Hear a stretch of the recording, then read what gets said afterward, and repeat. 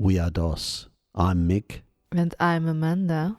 And we've had this crazy idea to start doing podcasts, which we may make a monthly thing if we can think of enough to talk about. Yeah, I'm usually not a big fan of podcasts, but it's been a year since we released Phantasmagoria in Blue, and we thought we might do something cool to commemorate it.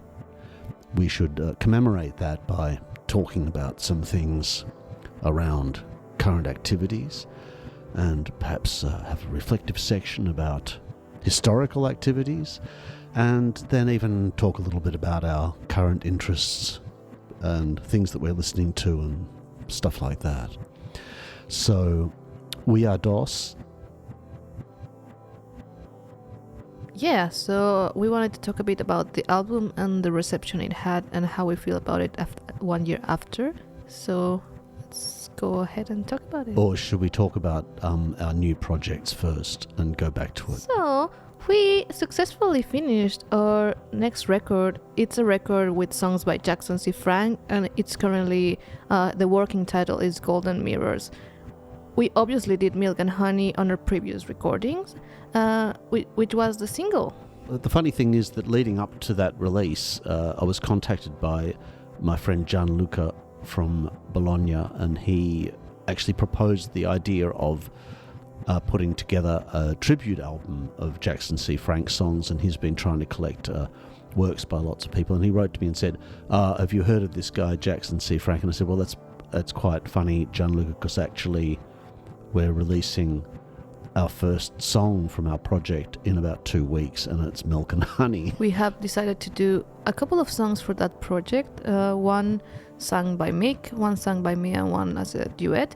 But then after that we just started doing too many of them. And well, I think the thing was we decided at first we might as well record 6 so that we had some to choose from.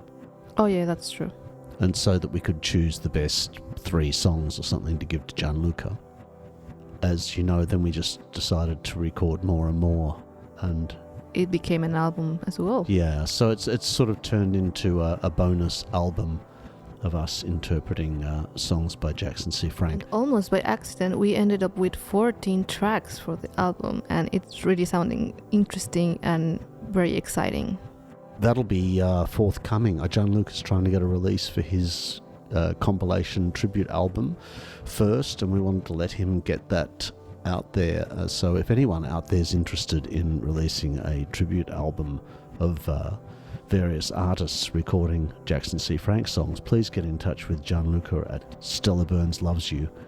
He lives in Bologna. His kind of online presence is Stella Burns Loves You. It should be a very interesting record. He's got lots of interesting people to have done songs for him. And we got Alan Johannes to mix the first set of songs, and they sound really good. And we might ask him to do the rest and see how it goes. It might be just a digital release or a limited edition vinyl. We are not really sure yet.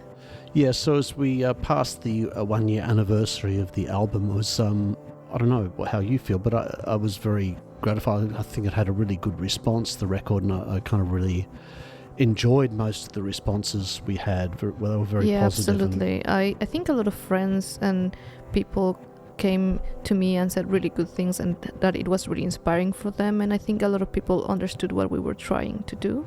Yeah, it's interesting though. I mean, we've spent, for you it was quite an unusual thing to read reviews of yourself and see when there were negative things written in the press sometimes about stuff. It was a new experience for you. Totally. It was really strange because I've never exposed any artwork I've done before or heard anything like that.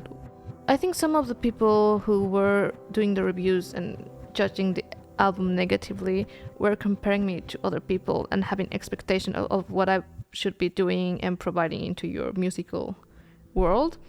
And they were not considering that I'm entirely new in this business, and even though I had a lot of ideas and I really wanted to express them, there were some challenges that no one is considering, and I know a lot of people did consider them, but I had to find my way through everything and navigate it as I could, learning along the way.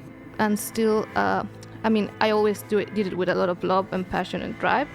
But yeah, I just wanted to mention this because a lot of people probably just thought it was really easy. Especially because I sort of think that the people who wrote negative reviews didn't even bother like giving a proper analysis of what we were doing or the intention we had. Yes, and that's a real problem with reviewers in general, that sometimes they seemingly don't even try to understand what it is you're trying to do conceptually or whatever. So it can be a real issue. A lot of people say to me, and they'll say, "Oh, have you seen that review or read this sort of thing?" And I'll just say, "No, I do not. I learned a long time ago not to read the press, be it positive or negative. In fact, sometimes the positive reviews are worse than the negative ones. That's something you haven't experienced yet." That's true. A positive review that was not what you wanted to be hearing. But there was one in particular that was in a Spanish magazine. What was it called? Maybe we shouldn't name the... name the magazine. Oh, Rock Deluxe. Rock Deluxe. There was a review of the album in there by someone, which was particularly irritating because it was, well, one, because it was incredibly lazy anyway. It wasn't even really any attempt to understand or analyse the record at all. Just gave a biographical introduction that was... pretty much could have been 100% plagiarism or taken straight out of Wikipedia or somewhere. And it closed with comments about our singing, which seemed to completely miss the point that that's the way we wanted to be singing. I don't want to be singing like someone on The Voice or Australia's Got Talent. It's just like, that's totally our intention to be singing in the way that he described and was just criticised. So there was no attempt to investigate anything. And the whole centrepiece of the review was also just a faux musicologist's kind of investigation into the source of the songs, which anybody could have done if they just Googled each song. And he clearly was just pretending he just knew all that information, which clearly he probably didn't until he Googled it.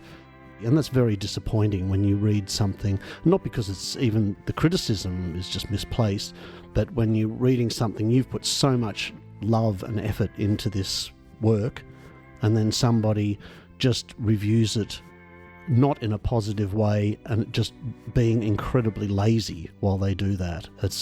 There was also actually the thing too that really irritated me over time was there was one particular comment he made as he went through each song, and he got to the song that Simon Vini wrote, had obviously looked him up online and referred to his job, and then called him an amateur musician. And it's just like, I was just outraged to read that. It's like, what does that even mean? What is an amateur musician? What is a professional musician? A professional musician is someone who makes money out of it. What is an amateur musician? It doesn't even mean anything to me at all. It's like calling Van Gogh, or however you want to pronounce his name, an amateur painter because he didn't sell any paintings. It's just absolutely ludicrous. It was very amateur journalism, in my opinion. Anyway, but fortunately, I don't want to kind of bitch on about journalists, but they are pretty annoying sometimes. But for the most part, it has been really great responses. And yeah, I think I wanted to ask, what is a real musician even? Yeah, what is a real musician? Well, a real musician is someone who plays some music. It can be anything. It just has to be done with love and like you care about it. If you're making something that you like the sound of, then you're a real musician. It's really that simple.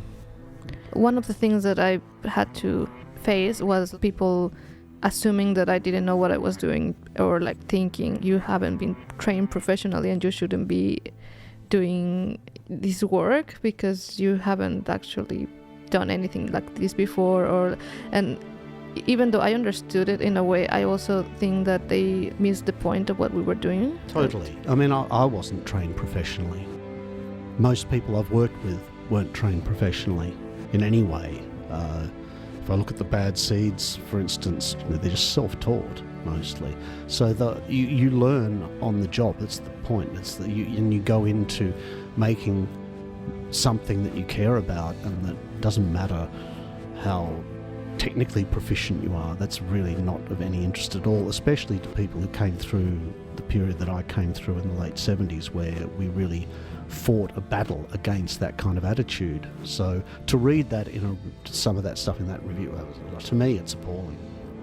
Yeah, I think that what you just said, what has been really inspiring for me, because I know that many of the musicians I admire have been self-taught and doing things just because they want to, and they have ideas, and I just thought we were sharing ideas that we're sharing with the world as well. So yeah, I think we work together very well, because you can see the potential in the comments and the self-drive I have, or like the desire of writing songs.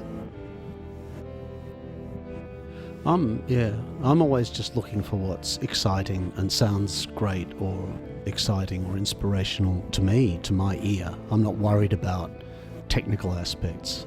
I've never really been particularly worried about technical aspects. I mean, obviously if something's really badly out of tune to my ear, then it doesn't sound good. Yeah. But I mean, I'm just looking for the ideas. The ideas are much more important than the technical things, and if the ideas are coming across and there's something inspiring in the ideas and something great to listen to in there, then that's much more important to me than someone being able to execute their scales accurately. Part of the problem, I think, though, with a lot of journalists, it must happen with all journalists, I think it probably begins when they go to listen to the records anyway, because they're approaching listening to the music with an agenda to begin with. They're putting on a record, or whatever, however they're listening to it. You don't really put on a record anymore, do you? But they're putting something on, and the moment they're listening to it, they're analysing it already. Yeah. That's just a death. You really can't. Yeah, there's a lot of expectation, and they are searching for the technical mistakes. Like, they are not valuing the actual feel of the songs, or why the people decided to do them in the first place. But it's also relates to the problem I have when I listen to a new Nick Cave album, I can't be objective about it. As soon as I start listening to it, I'm thinking about what it's doing rather than just listening, just letting it play. It must be great for the fans and the people listening to it. They come to it really open and inviting it all in, listening with really open ears and wanting it to be great and special, and I come to it and I'm like, what have they done? Absolutely, yeah. One of the questions I wanted to ask, because I have a lot of friends and Nick Cave fans that will be really interested in knowing, what do you think about the recent releases? Well, as I just said, it's really hard for me to come to them objectively, and it's quite difficult for me on a number of levels, because as has been pointed out to me, the ongoing notion of the band The Bad Seeds is kind of really difficult for me, because I just don't really think it is The Bad Seeds anymore. It's certainly not the band or the lineups of the band that we had back in the 80s and 90s. It's just not like that anymore, and it stopped functioning like that a long time ago. And it's kind of my legacy as well. What was, back those first couple of decades of The Bad Seeds, when I was really kind of central to the whole production and the arrangements of the songs and playing so much stuff. It's a completely different thing now, and I actually don't really understand why it's still called The Bad Seeds. It's partly my fault, because I didn't change the name or talk about changing the name after Blixer left, and there was only one singular original Bad Seed left. People would argue that Nick is a bad seed, but he's not. It's Nick Cave and The Bad Seeds. Yep. And by the time we were doing Abattoir Blues, it was Nick Cave and there was only one Bad Seed left, original Bad Seed. So nowadays, especially the upcoming tour, apparently Marty and Thomas aren't even on it for one reason or another, unfortunately, and it's just like, it's a collection of musicians that has very little to do with The Bad Seeds, the way The Bad Seeds were, what it was, as a kind of really powerful and particular unit of people who functioned very much like a band with Nick. So for me, it's quite disappointing. And I don't mean that as any disrespect to Larry or George or Jim or Warren particularly. or even Colin.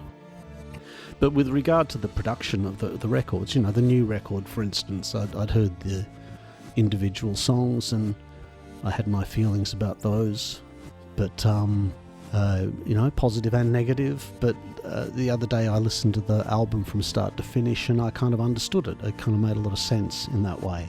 So I have my things that I feel about the way it sounds, or who's playing or who isn't playing, and the way things have been done, even things about the way Mick sings, or how things he's writing in his lyrics these days. And I have opinions about all those things. Of course, everybody does, but just mine are unfortunately a little bit weighed down with a lack of objectivity. So I don't know if it's kind of a good moment to go into the specifics of those. After I left the band, the first album they released, and it was still like the band, still sounded like the Bad Seeds, or it was functioning as a record kind of like a Bad Seeds album, was the Push the Sky Away record, which I really loved the whole kind of idea of when I heard it, because I could hear that they were in the right zone and pushing the boundaries and getting back to the way that band and the way Nick can work with a band that's, for me, is really positive. And since then it's been a more difficult trajectory for me to cope with what's going on with what's supposedly the band, and that's also very complex with Nick's personal journey and all the things that have happened, so it's difficult to talk about. Maybe if we do this going back in history thing in the future, I can kind of talk about particular periods or something of the Bad Seeds. Sure. And then this more recent period of Nick Cave with other people. A lot of people commented about the new album and how it was mixed and the sound in general. Do you have any comments on that? A lot of people have said that the new album sounds kind of odd. Yes. And it does. It sounds like there's some kind of compression over the whole recording to me. I'm not quite... Sometimes even a level of compression that's creating a bit of distortion. It's quite strange. Even though I heard that they released a new version of the album, it's on Apple Music, and I think it's called something like, Spatial something. And yeah, I think it sounds better. People, that's what they are saying, so. And certainly on top of that, there's processing on a lot of the drum sounds.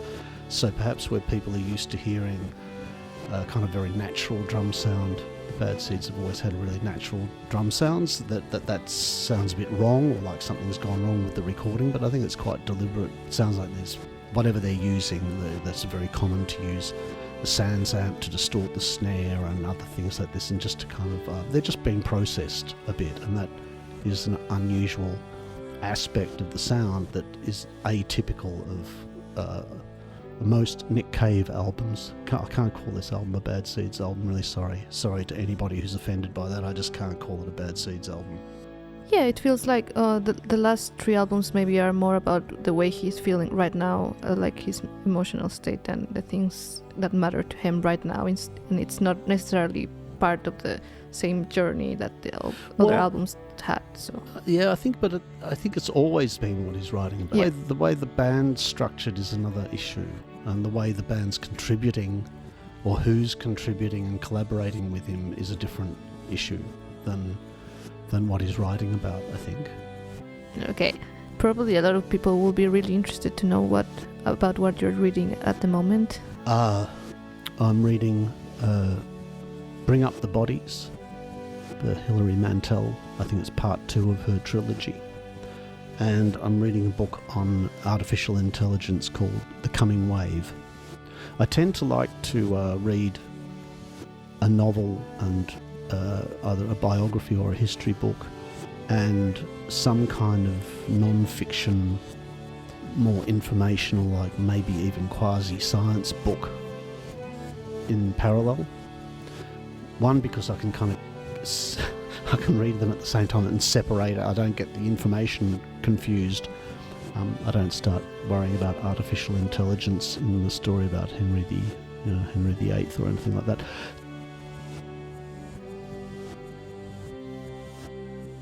I try and do that. But the artificial intelligence book's quite interesting. It's been really a bit of a thing around writing and creative writing and creative usages of artificial intelligence too, and lyrics.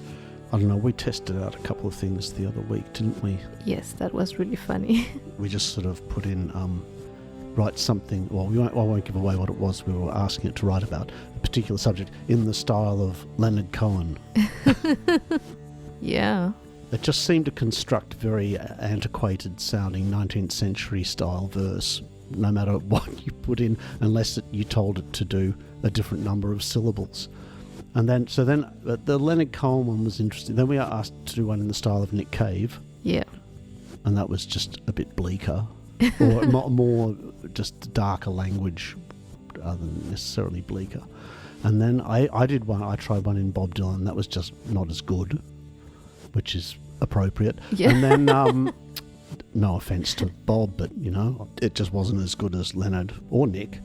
Oh, then I did one I asked for in the style of E.E. Cummings, who's an American, kind of modern, so-called modern American poet. And that was quite interesting. Oh, I don't think I read that one. No, but it's still, the funny thing about it is, though, that there's never any interconnection between the thought patterns. I mean, can you call them thought patterns? I suppose you can.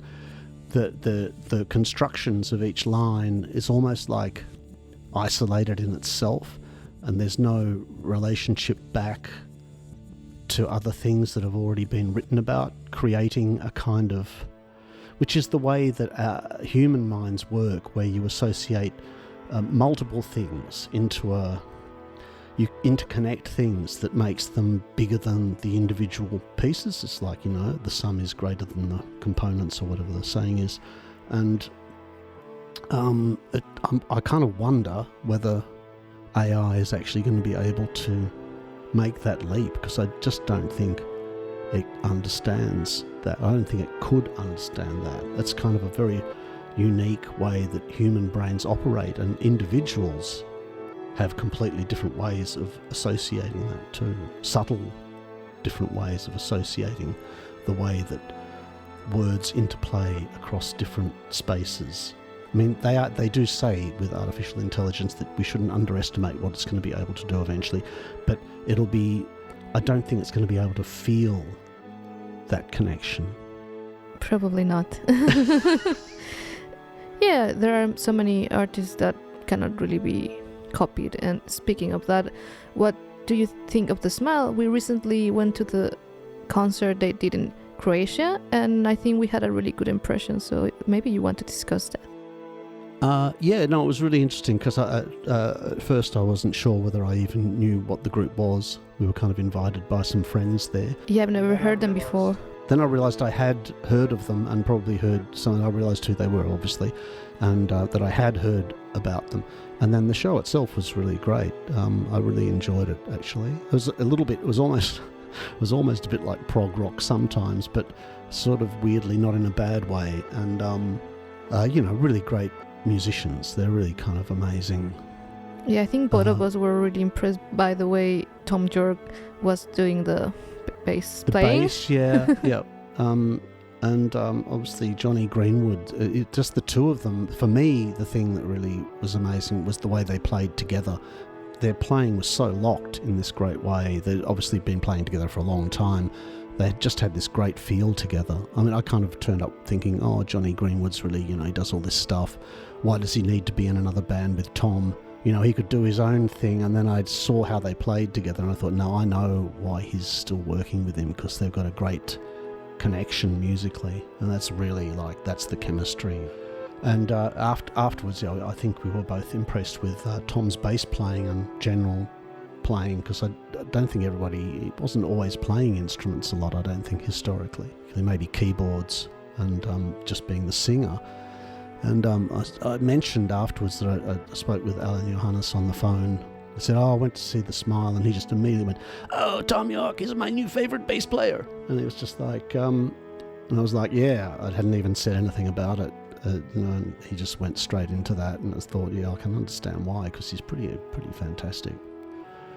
So that was really nice, and our friends took us to that, which was very kind of them to take us to the show and entertain us. And we had a lovely time there at the end of our tour. So that was an interesting discovery for me. I don't really get out and see many things. Not like that. I mean, I see a lot of, I go out to a lot of local things in Melbourne and see a lot of bands in Melbourne, but I don't get out to a lot of bigger concerts of other people or even touring acts. I tend not to go, and buy the tickets 3 months ahead. Shows are always sold out. I have to get invited to things or I don't get to them, so... Yeah, but speaking about touring and the local scene, you will be playing with the Saints soon. So, and I know you've been rehearsing a lot, so maybe you want to discuss that. That's in November. I was hired to play guitar and keyboards, and looking forward to it. It's going to be great exciting. Fun. Especially it's the first 3 albums. The recordings of the original lineup with Ed Cooper and Ivor Hay, and they're both in the band, obviously presenting this stuff. So it's, I think it'll probably become a bit of a tribute or in memoriam kind of thing for Chris Bailey too, because his presence, I think, will probably loom pretty large by the time we're doing the actual shows. For me, that's all positive. I'll be enjoying the whole thing, I think, especially playing the songs.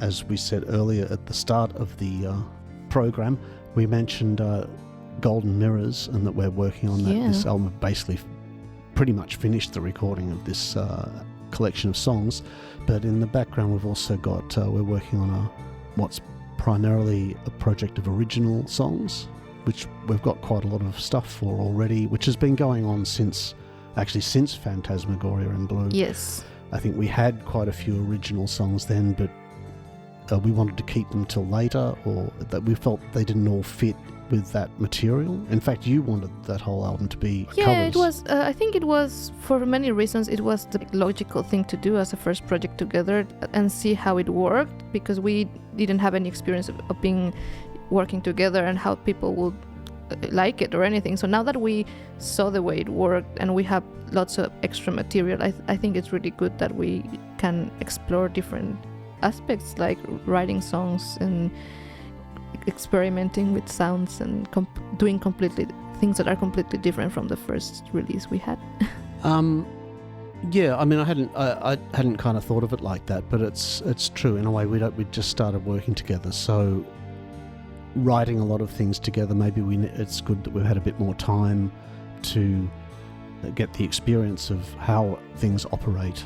Yeah, because we bonded through the other songs. Like, we connected through songs that were originally written by someone else, and we had a lot of interactions and discussions about the songs. And now that we have a working relationship, we can write songs together, and that's easier now. Yeah, maybe. We haven't written many songs together, but anyway, there's a lot of original material there, where there's music from different people, friends of ours, and lyrics from different sources, and it probably will be a lot easier to work through those original pieces now that we have a good connection and understand each other's creative processes a bit more. Yeah. Thanks, Amanda. So, what do you think? Will we be back next month?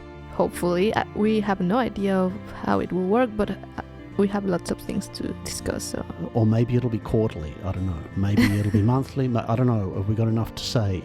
Who knows? I can talk all day. That's the problem. Sorry about that. I just talk too much. I talk too much. What was the joke I made before? We are here and we are those, or something like that. Anyway, we'll be back in a month or in 3 months or something. Thanks for listening to We Are DOS.